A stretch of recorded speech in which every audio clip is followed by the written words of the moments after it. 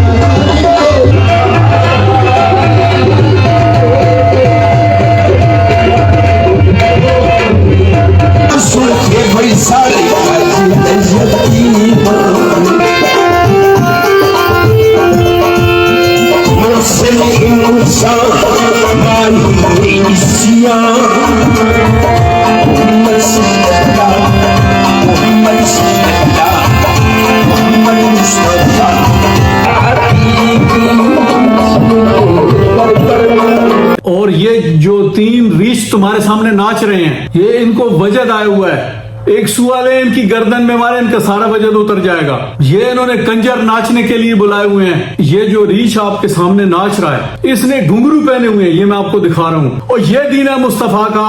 اور اللہ کے بندوں کچھ کوئی تو بتاؤ، اور جو یہاں گئے بیٹھے ہو وہ بتاؤ کہ میرے مصطفیٰ صلی اللہ علیہ وآلہ وسلم نے یہ دین ہمیں عطا فرمایا ہے، یا تمہاری پھر وہ حصی ختم ہو گئی ہے جس کو حمیت دینی بولتے ہیں، جس کو دین کی غیرت بولتے ہیں۔ آپ میں سے جس کو ذرا بھی دین اسلام کے بارے میں کچھ آگاہی ہے اور شعور رکھتا ہے تو مجھے بتا دیں کہ ان حرکات کا یا یہ وہ دین ہے جو میرے مصطفیٰ صلی اللہ علیہ وآلہ وسلم نے ہمیں عطا فرمایا ہے۔ اور اس محفل میں بیٹھنے والے اور اس بھنگڑے کو، اس کفر و شرک کو دیکھنے والے، مجھے اپنے دل پہ ہاتھ رکھ کے بتاؤ کہ کیا تم نے محمد مصطفیٰ صلی اللہ علیہ وآلہ وسلم کا کلمہ پڑھا ہے، یا اس دجال کے نام کا کلمہ پڑھا ہوا ہے، یا جو یہ کفر و شرک ہو رہا ہے تمہارے سامنے، کیا اس کا کوئی اسلام سے تعلق ہے؟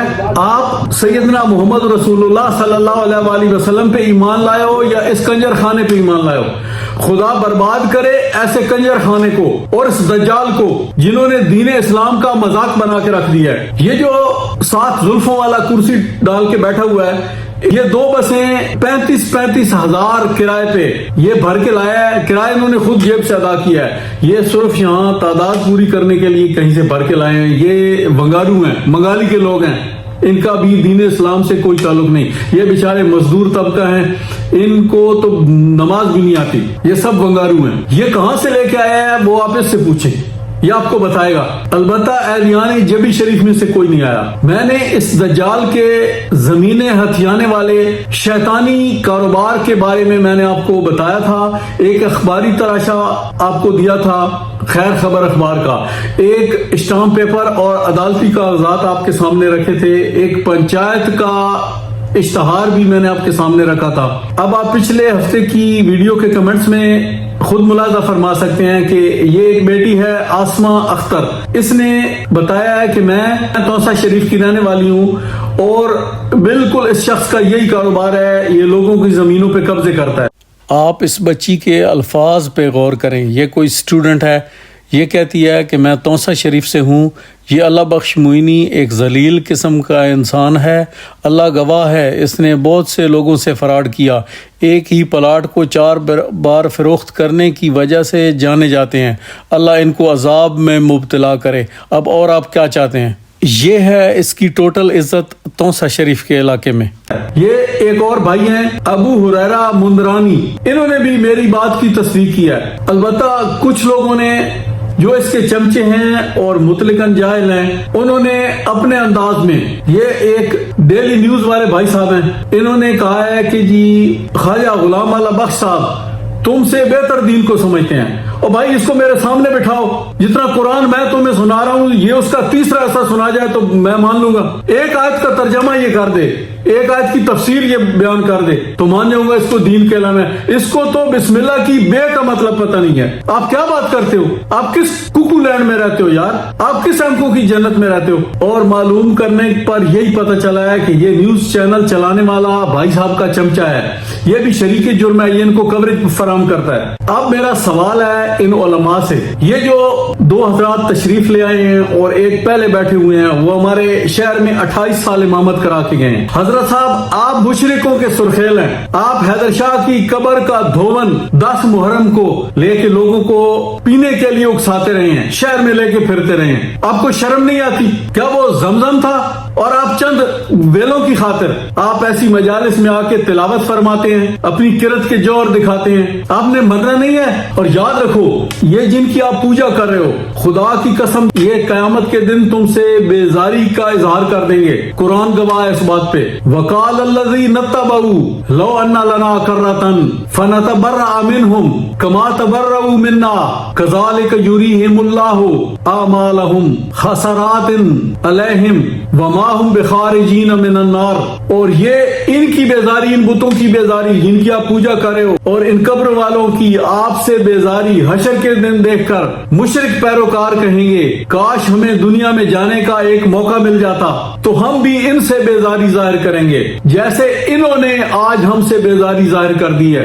یوں اللہ ان کے اپنے اعمال انہی پر حسرت بنا کر دکھائے گا اور وہ کسی صورت بھی دوزخ سے نکل نہ پائیں گے. ان بطش ربک لشدید, میرے رب کی پکڑ بڑی سخت ہے. میرے بھائیوں میں قرآن کی نصیحت آپ کو سنا رہا ہوں جو اللہ رب العزت نے اپنے محبوب کو ارشاد فرمایا سورہ الانعام کی آیت نمبر 106, اتبع ما اوحی الیک من ربک لا الہ الا هو واعرض عن المشرکین. آپ صلی اللہ علیہ وآلہ وسلم اس قرآن کی پیروی کیجئے جو آپ کی طرف آپ کے رب کی جانب سے وحی کیا گیا ہے. اللہ کے سوا کوئی معبود نہیں اور آپ مشرکوں سے کنارہ کشی اختیار کر لیجئے. میں آپ کو اللہ کی توحید, اللہ کا قرآن سنا رہا ہوں کہ ان مشرکوں سے کنارہ کشی اختیار کیجئے, مگر آپ پھر انہی میں گھستے ہیں. ان بطش ربک لشدید, لوگوں اللہ کی پکڑ بڑی سخت ہے, ڈرو اللہ سے اور یاد رکھو کہ اس کا وعدہ ہے ہر گناہ بخش دوں گا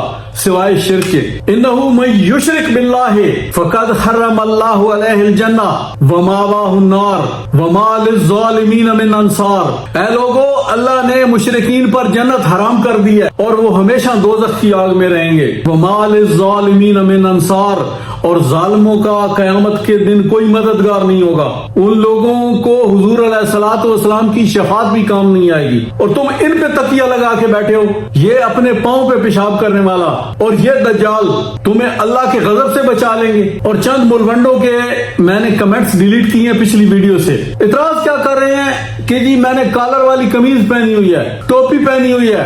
واہ بھائی واہ, یہ دین کی سمجھ ہے تمہاری اوقات یہ ہے کہ جس طرح نجس جانور کا دھیان ہر وقت روٹیوں والے چھابے میں ہوتا ہے, تمہاری اوقات محلے سے روٹیاں اکٹھی کر کے کھانا ہے اور مردے نہلانا, مردوں کے کفن چھیلنا, یہ تمہاری اوقات ہے. اور تمہارے مقتدی جیسے مشرک ہوں تم نے ویسا ہی مشرک بن کے رہنا ہے, تم نے ان کو حق بات نہیں بتانی اور ان کا جب دل چاہتا ہے تمہیں کان سے پکڑ کے مسجد سے باہر نکال دیتے ہیں، پھر تم ڈھونڈتے پھرتے ہوتے ہو نئی مسجد۔ اور اب تو ماشاءاللہ کئی لوگوں نے ان باتوں سے تنگ آ کے اپنی الگ مساجد تعمیر کر لی ہیں تاکہ انہیں کوئی نکال نہ سکے، کیونکہ کاروبار ہے نا، ملا کی دکان ہے۔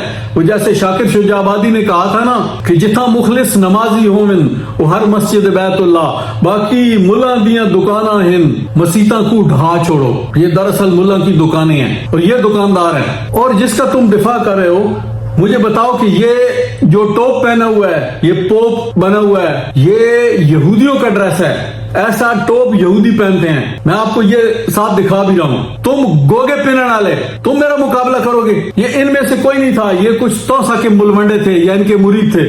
اس دجال کا میں آپ کو ایک اور کارنامہ بتاتا ہوں۔ یہ دراصل دشمن اہل بیت نبی بھی ہے، یہ دجال یزیدی ہے، اور یہ اس کے ساتھ جو یہ شمر کی اولاد ماچی ہیں یہ بھی یزیدی ٹولہ ہے، اس لیے یہ سادات کے خلاف ہیں۔ جس سجادہ نشین کو میں آپ کو ایک کوڈ ورڈ میں بتا رہا ہوں کہ میں وہ بات کر نہیں سکتا، مجبوری ہے میری، جس سجادہ نشین کو یہ دیکھتا ہے نا حضور کے اہل بیت کا ذکر کرتے ہوئے تو اس پہ یہ شیعہ ہونے کی تہمت لگا دیتا ہے، اس کے مریدوں کو پکڑ کے کہ وہ شیعہ ہو گیا، تمہارا پیر، میری بیعت کر لو، مجھے پیسے دو، میں لوٹوں گا اب تمہیں۔ یہ لوگوں کو گمراہ کرتا ہے، دراصل یہ یزیدی ہے۔ پہلی بات تو اس کو دین اسلام کی کوئی خبر نہیں واللہ، اور اگر اس کو کوئی خبر ہے، اس کی رگوں میں کوئی چیز ہے تو وہ یزیدیت ہے۔ اس شیطان کی شر سے کوئی بھی محفوظ نہیں۔ یہ ویڈیو دیکھیں، یہ جہاں گیا ہے نا وہاں کا سجادہ نشین سامنے نظر نہیں آ رہا۔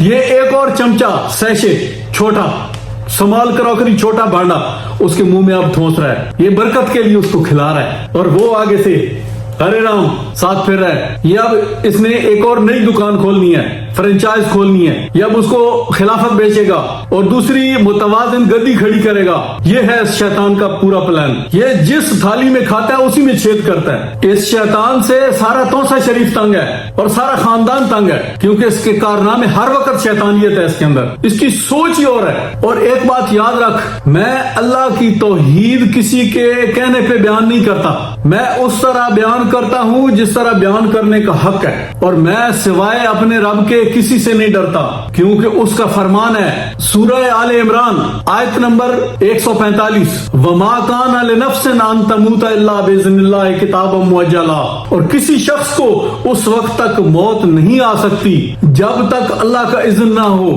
اور موت کا وقت معین ہے، وہ لکھا جا چکا ہے، ان للہ و انا الیہ راجعون، اور بے شک ہم اپنے اللہ کی طرف لوٹ کر جانے والے ہیں، تم بھی اور میں بھی۔ تو یہ یاد رکھو، موت اسی وقت مجھے آئے گی اور تمہیں بھی آئے گی جب وقت مقرر ہے، جس طرح اس نے لکھی ہے ویسے آئے گی۔ وما علینا الا البلاغ المبین، ان بطش ربک لشدید، میرے رب کی پکڑ بڑی سخت ہے۔